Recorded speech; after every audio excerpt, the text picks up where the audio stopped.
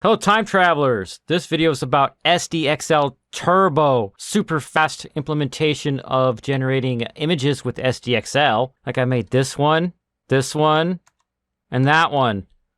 More on how to do this in this video. And I'm pretty excited about it, so I don't really have a reason to show my look of disapproval, but here's my obligatory intro.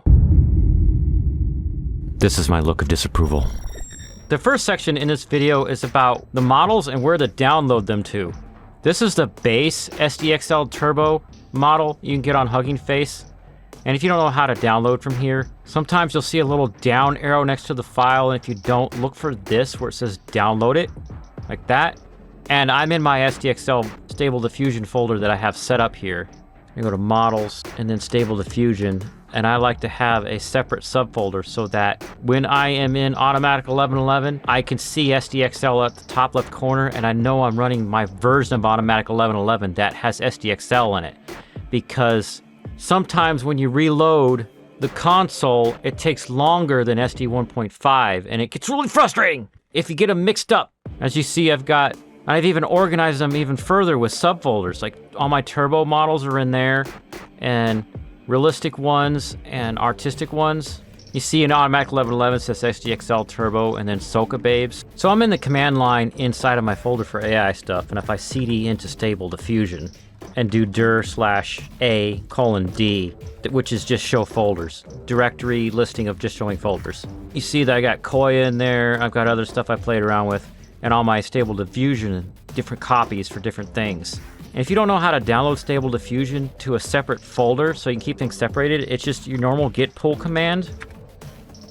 And then at the end, you type Stable Diffusion -web UI whatever you want your version to be. You can name it whatever you want. You can name it custom folder, but you know, whatever your name is, but I recommend keeping it simple like this. As for ComfyUI, I'm going to show you where to download these models to as well. As you see, I got separate folders for that. You go into ComfyUI folder, models, and then checkpoints. But as you notice, I don't have many there. And the reason is because I modified the config file in ComfyUI to also look at the folder for Automatic11 and use all of its models. So if you haven't seen that video yet, I'm not going to spend a whole bunch of time explaining ComfyUI. It's in that one in the card right here. Now we're going to be trying out a few workflows in ComfyUI. I'm going to have everything in this video, like this page with different workflows you can try, all linked in the descriptables, obviously. But on this particular page from ComfyUI, we're going to go down and find SDXL Turbo. Okay, and you just have this picture, which I've already downloaded this. I recommend you have a parent folder for all your ComfyUI stuff. That means a folder that you put your ComfyUI folders inside of with a workflows folder. And I still want to go through here and organize it better with like an SDXL folder, an SDXL Turbo folder. But I'm gonna open this one, that's the one I want. And they have the workflow embedded in the metadata of this picture. So make sure you're on ComfyUI and just drop it in. And that's just a preview picture from me making sure ComfyUI was running earlier. Right now it has the name of the base model.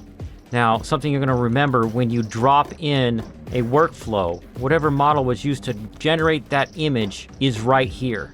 So I'm just hitting Control Enter, which is the equivalent of clicking Q prompt over here. This gets a green box around it, which means it's good. I have that model. And this is the slowest part. Is the first time you go to run it, it has to load the model, which is the same for Automatic1111, except that you can preload the model in Automatic1111. You can't with ComfyUI. While we're waiting for the magic to happen, check this out. You may remember from my previous videos that the steps and CFG and stuff, well, look at the steps here, it's only one. And this particular node doesn't have the CFG in it. CFG's down here. Isn't that weird? But it's whatever. Now that just finished, and now it's on the sampler, and it's on the VEI, and it made that same picture. What I was pointing out is that normally you're used to like 20 or more steps on most models, and a CFG scale is usually around 7. Because SDXL Turbo runs so fast, your CFG and your steps are a lot lower. This particular one has it at set up to just the number 1, but some of the other ones go as high as 10 that I've seen. Let's try a different prompt. And this is just random off the top of my head. Oil painting of a woman sitting on a couch. And hit Control Enter. Let's move this stuff around so we can actually see what's going on. Okay. Now since it's SDXL Turbo and it goes super fast, you can check extra options over here. And before you hit Auto Cue, you want to see if there's a regular seed anywhere. Because if there is, you want to change it to a fixed seed. And that's going to stop it from constantly generating an image. Okay, Auto Cue, Control Enter. And see how it's spazzing out over here? You can watch this, and it's not putting anything in there. So, let's try adding highly detailed. Did it crash? Yeah, it crashed. And I think it's because I also had Automatic1111 running. Oops. So let's just reload it. All right, it finished running, and it opened it in another browser window. But I'm going to close that, and let's see if it's like Automatic1111. Look, it's generating this prompt super fast. Let's see, highly detailed sun rays. Okay. Let's add low quality and low detail down here. Let's take oil painting off and put watercolor painting. Water? What was it doing? Picture. Still looks like there's not much detail going on. Maybe because I'm just using the base model. So let's just type turbo in the box to search through all my Automatic1111 turbo models and put Realistic Vision Turbo. It's called RealVisXL. More on that later in the video. And now we just have to wait for that to load. Reorganize this thing. And it spat out this garbage. So let's see what changing the steps does. 2, 3, 4, 5. That's amazing. 10. And 10 is the highest. What about CFG?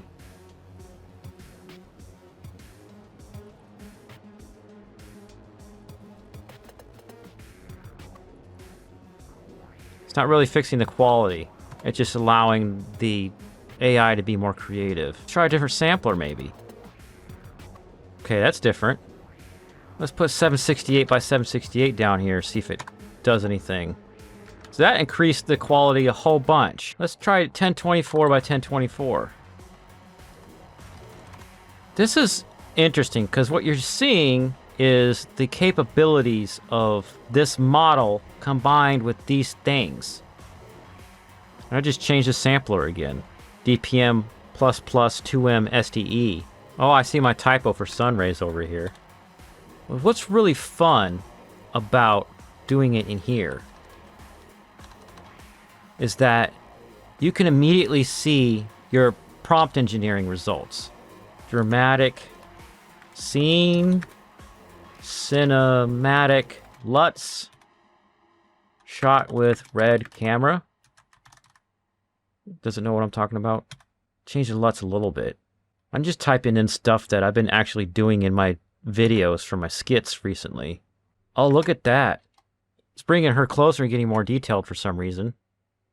Better put this down here. That didn't even change it. Deformed face. Elongated neck. It's not changing the generation at all. It's because it's like, I'm not drawing a deformed face. All right, check out this workflow. And it's off this website called OpenArtFlow. They've got a lot of workflows on here just made by people. You gotta be careful, because I found some that don't work. Like this one, he's got a picture of his workflow, and the thing is red, which means that module doesn't work. See that? And I had problems. It took forever to get all of the other nodes to work, and then I couldn't figure out how to get that one to work. But on this website, if you see one you like, you hit download right here.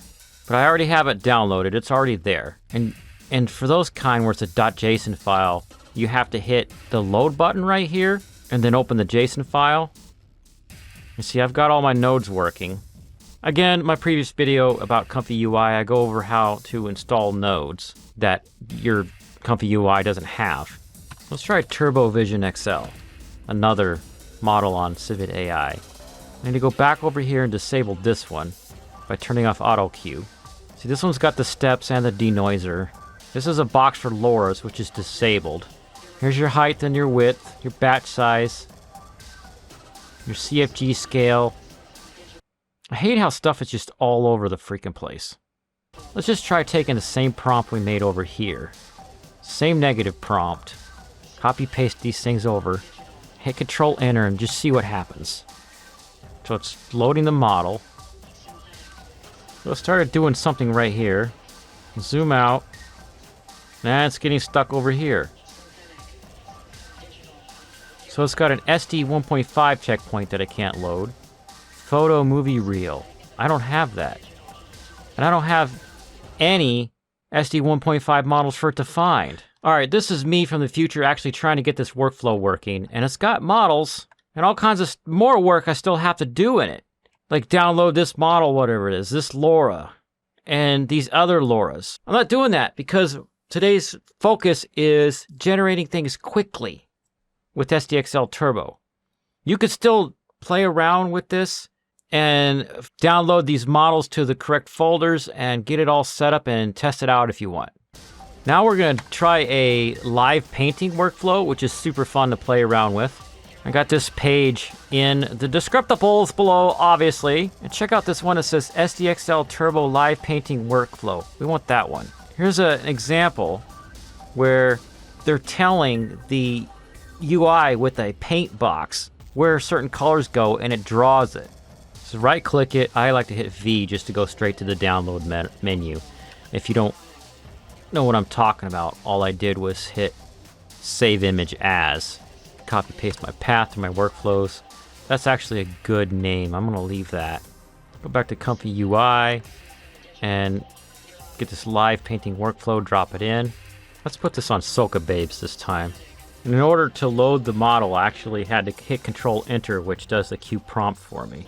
And I like how they have this node in here. You click it and then hit Control M. And I'm hitting Control M on this and it's not doing anything. So this is my look of disapproval. Sigh. But my cat came out blurry. See that? Steps 1 is not enough. Let's try that. 7. All right, looking kind of like a cat. 8. Let's try copy pasting our prompt from earlier. Man, these tiny boxes are killing me. ComfyUI. Okay, that's very, very different. Now, for this one, it does have the seed and it's fixed, which means don't change the seed after generating an image. So now enable extra options and then auto cue. I can go play around with CFG scale, try to make it more creative. View cue. Nothing's happening. Control Enter. Do something. Interesting. Okay. So it looks like 1 is the best. Steps 8, 9, 10, 11. Oh, 10 is the max. There's an upscaler here. So let's try 768. Okay. Let's try portrait. I can't spell today. What am I doing? Ah! There we go. Put blurry and out of focus in the negative prompt. It helped a tiny bit. Woman with blue hair. There we go. Goth. Goth makeup. Thick emo makeup. I'm not crying. I'm emo. Pink eyeshadow for some reason. I can't do it. Wait, maybe if I could type right in this tiny little box that I can't see with my old man eyes. Eyeshadow. Correction. See, now it's putting the pink in the hair. So this is what I wanted to try out with colors in this thing. Does this have eyedropper? What's it? No, it does not have an eyedropper. Oh, you need an eyedropper, people who made this thingy. Let's try grabbing this shade of blue over here. Add to custom colors, because I'm remembering how Windows 95 works. And this is supposed to be blue. How do I make my brush bigger? Brush. Okay, that's easy enough. Let's make this like 50. Make the hair more bluers. Okay, that's kind of working. Now she's supposed to have pink eyeshadow. Why you no have pink eyeshadow? It didn't keep my blue from earlier. This is my look of disapproval. All right, pink eyeshadow. Does it? Give her pink eyeshadow. Maybe if I did 3 parentheses what sits around it to increase the weight. Oh, there we go. Now we got the pink eyeshadow, so that's super cool. Let's move on to Stable Diffusion in Automatic1111 now. So what kind of stuff we can do with that. This model is Socababes Turbo XL. It's the one where I used the Emilia Clarke LoRa that I trained. So if you didn't know, I did a video about how to train LoRa's for SDXL, and you can click the card right here if you want to see that later after this video. But I'm going to copy this over to Notepad so I could take all the Emilia Clarke stuff out. I have to reload Automatic1111 and go over and terminate ComfyUI. In the meantime, that image you were just looking at, how I got the prompt for it was off of the model itself, and here's a picture. If we scroll down, we see they're using CFG 1.5 and steps 10. I ended up having to modify it to sampling steps 9. I did my XYZ plot testing and went through them and just determined I liked 9 the best. And that was for the steps, and this is for the CFG scale. And now that I'm looking at it, I don't know why I chose 1.5. Maybe I was still testing. I should have chose the 1.0. So I'm going to turn off high-res.fix, turn off a detailer, put the CFG scale down to 1, hit Control-Enter. This is real time. I'm going to let you watch how fast this is. That's for one image. That's 816 by 1024. Let's copy-paste my paste back in there with the LoRa so you can see how much more time that takes, because it has to load that LoRa. See how it's not showing anything right here? The first time you load a LoRa, it always takes a minute. And there it goes.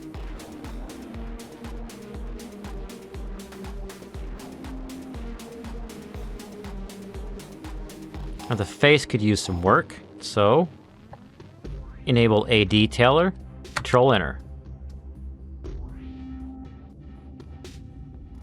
Now it looks like it's going to go super fast just like before, but watch. Nah, it's doing a detailer over there and then jumps back over here.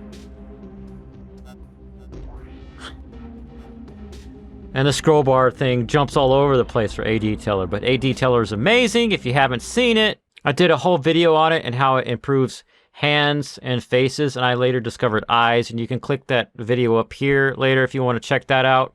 Basically, most of the time I just use face for the first tab down here and eyes for the second one down here. And sometimes I put different things down here because it uses your default prompt from up above unless you put something in there. But more on that previous video if you want to see that. So there we go. It's generated. And let's turn on high-res.fix and see how much more time it takes. And it looks like it's stuck, right? But it's not. So I'm not going to sit here and babysit it, but the idea is you set up your prompt and you get your sampling method, your sampling steps, CFG figured out, and then you turn on a detailer with only one image and a fixed seed to make sure it makes it look better. And then you play around with high-res.fix. Man, I'm referencing so many of my previous videos. You should really see my tips video. And I'll throw another card up there, probably maxing out the number of cards I can put on a video. But there's ways to test them one at a time so you're not wasting time. And what's awesome, what's so amazing about SDXL Turbo is that you do most of that testing like that. Snap, snap, snap. Until you get down to the high-res.fix, and then it takes a couple minutes. But at least you've got most of the work done already. Then once you have that ironed out and you want to generate like 16 or something, you change the batch count, hit Control-Enter, and walk away and go live your life. So be careful you don't look at this model at work because it got a lot of NSFW pics on here. But it's a good model for realistic for SDXL Turbo. It's the one that I'm demonstrating right now that's running. And you actually have to log in and tell it to allow you to show these. I'd recommend not clicking on the plus 18 and plus 17 ones. Some of the plus 17 ones, I don't know why they're plus 17. The plus 18 ones, no. Those are, no. Just, no. Plus 13 is like, whoa, that's cool. Like, imagine playing around with a prompt for this. She's toasting marshmallows with a freaking dragon creature. Where's your wings, dragon? Anyways, so this image just finished. I think the eyes look a little off, and maybe I should have worked on the prompt better earlier. But let's move on. That same exact prompt, but in a different model, is this one. It's called TurboVisionXL, and I actually had this one loaded up and accidentally hit Control-Enter on the wrong tab, and that's how I got that bonus image. And TurboVisionXL did really good with her face. So that tells me that in this prompt where I'm mixing Emilia Clarke from my Laura with Emilia Clarke that the model knows, that TurboVisionXL, which is this model right here, has better pictures, at least for that celebrity. Here's April Balby. If I open this in a new tab, you can see how high quality it is with all the work that I did before filming this video. And here's the prompt idea I got from the model, and you see it's a 17 plus picture, but it's mostly safer work. And here's the model page on Civet AI.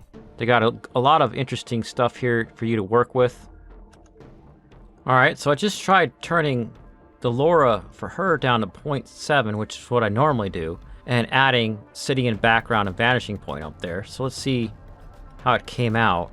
Man, the face is so realistic. That is amazing. And I like to save the best for last, which is Realistic Vision. Has an SDXL Turbo model, which I've been playing around with a lot.